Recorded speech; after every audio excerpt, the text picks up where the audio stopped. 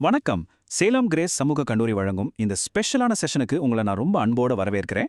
நாம இன்னைக்கு LCS 1X வாழ்க்கையை நிர்வகிக்கும் திறமைகள் பாடத்திட்டத்தில் இருக்கிற மிக முக்கியமான ஒரு பகுதியான யூனிட் 5 பத்தி தான் முழுசா அலச போறோம்.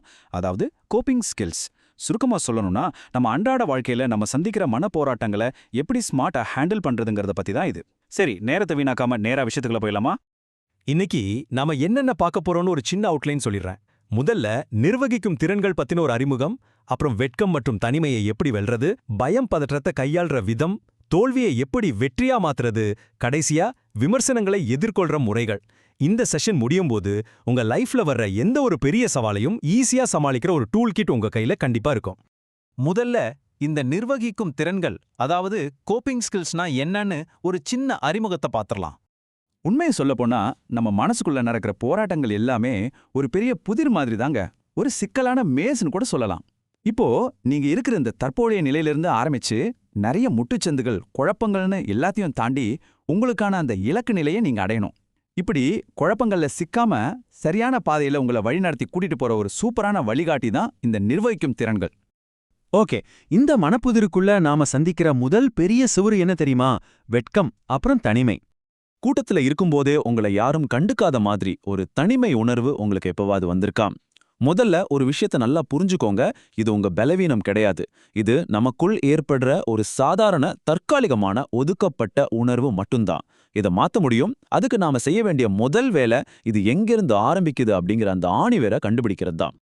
இந்த தனிமையிலிருந்து வெளியே வரத்துக்கு நம்ம பாடப்புத்தகம் 3 தெளிவான வழிகளை சொல்லுது. ஃபர்ஸ்ட் ஸ்டெப் அந்த தனிமைக்கான மூல காரணத்தை ஐடென்டிஃபை பண்றது. செகண்ட், அதை மாத்துறதுக்கான வழிகளை தேடுறது. தேர்ட் அண்ட் ரொம்ப முக்கியமான ஸ்டெப் அந்த தனிமைப்படுத்தப்பட்ட வட்டத்தை விட்டு தைரியமா ஒரு அடி எடுத்து வெளியே வர்றது. இந்த 3 ஸ்டெப்ஸை ஃபாலோ பண்ணாலே உங்க தன்னம்பிக்கை தானா வளரும். இப்போ உங்ககிட்ட ஒரு நேரடியான கேள்வி கேட்கிறேன். பயம்னா என்னங்க? இந்த செகண்ட் இதற்கான பதில உங்க மனசுக்குள்ளேயே கேட்டுக்கோங்க. அடுத்த டாபிக் போறதுக்கு முன்னாடி இத பத்தி நாம யோசிக்கிறது ரொம்ப ரொம்ப அவசியம். ஏன்னா நம்ம அடுத்த சவாலே அதுதான். பயம் மற்றும் பதற்றத்தை எப்படி கையாளுறதுன்னு இப்போ பார்ப்போம். நிறைய பேரு பயத்தையும் பதற்றத்தையும் ஒண்ணுன்னு நினைச்சுக்கிறாங்க. ஆனா அது தப்பு. பயம் அப்படிங்கிறது கண்முன்னாடி இருக்கிற ஒரு நிஜமான அச்சுறுத்தலுக்கு நம்ம உடல் கொடுக்குற ஒரு நேச்சுரலான ரியாக்ஷன். ஆனா மனப்பதற்றம், அதாவது ஆங்ஸைட்டிங்கிறது அப்படி இல்ல. அது சில நேரங்கள்ல காரணமே இல்லாம தொடர்ந்து நம்ம மனசுக்குள்ள ஓடிக்கிட்டே இருக்கிற ஒரு கலக்கம். இது ரெண்டுக்கும் உள்ள வித்தியாசத்தை புரிஞ்சுக்கிறது தான் இதை டீல் பண்றதுக்கான முதல் ஆயுதம். சரி, இந்த பயத்தை எப்படி முறியடிக்கிறது? ஃபர்ஸ்ட், இது எந்த வகையான பயம்னு புரிஞ்சுக்கோங்க. மேடை பயமா, எக்ஸாம் பயமா? அதை முதல்ல கிளியர் பண்ணுங்க. அப்புறம் அதை எப்படி ஹேண்டில் பண்றதுன்னு கத்துக்கோங்க. அந்த பயமான சூழ்நிலையிலிருந்து எப்படி உங்களை விடுவிச்சுக்கிறதுன்னு வழிகளை தேடுங்க. ஃபைனலா அந்த கோப்பிங் மெக்கானிசம்ஸை உங்க லைஃப்ல பிராக்டிக்கலா அப்ளை பண்ணுங்க. ரொம்ப சிம்பிள். இதுவரைக்கும் நம்ம மனசுக்குள்ள இருக்கிற சவால்களை பத்தி பார்த்தோம். இப்போ வெளியே இருந்து வர்ற ஒரு பெரிய சவால், தோல்வி. அந்த தோல்வியை எப்படி ரொம்ப பாசிட்டிவா எதிர்கொள்றது? இத பத்தி உங்களில் யாருக்காவது ஐடியா இருக்கா? இந்த இடத்துல தான் தோல்வியை வெற்றியாக மாற்றுதல் அப்படிங்கிற நம்ம அடுத்த சூப்பரான பகுதி வருது.